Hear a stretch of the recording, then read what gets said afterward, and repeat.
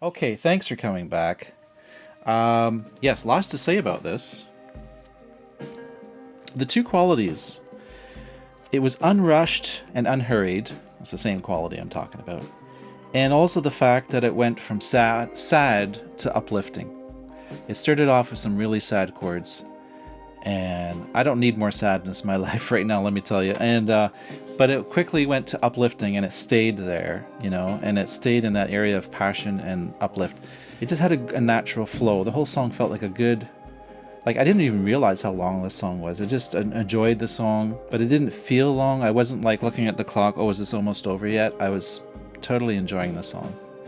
And it was not what I expected. I don't know what I was expecting, but I was not expecting this. Very surprised overall in a positive way. There's little hearkenings to Genesis, for me. I'm a big Genesis fan. There's little hints of Saga, which I think kind of invented keyboard and guitar going together, because Saga used to do that all the time. There was even a part in there right at the beginning. It reminded me of, I don't know if you ever heard of Nash the Slash, not Slash the guitarist with whatever band that is.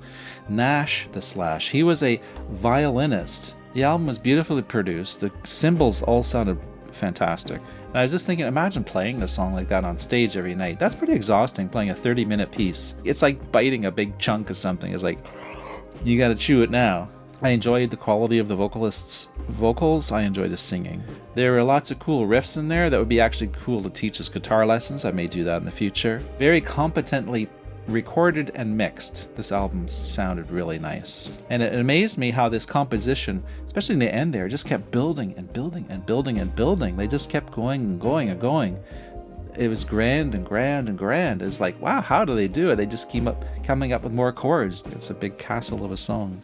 And of course, there were reminders of Steve Howe, one of my favorite guitarists. It sounded like he was using either one of those slide guitars, like a lap guitar, lap steel, or a regular table steel guitar, or else he was just using a slide on his guitar and he was going way up and stuff. There's that fast part.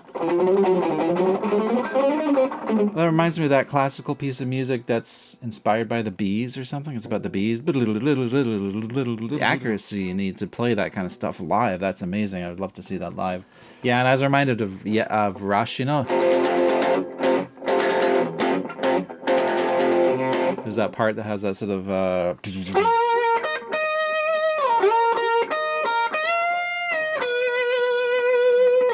some nice guitar work in there. I'll have to listen to this again and figure all these little parts out.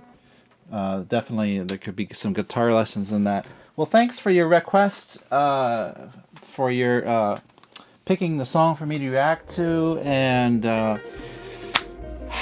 you don't have to be a Patreon for me to pick your requests. I do as well people who aren't patrons. Sure is nice if you could support the channel, and it really does help. It helps it to keep moving forward.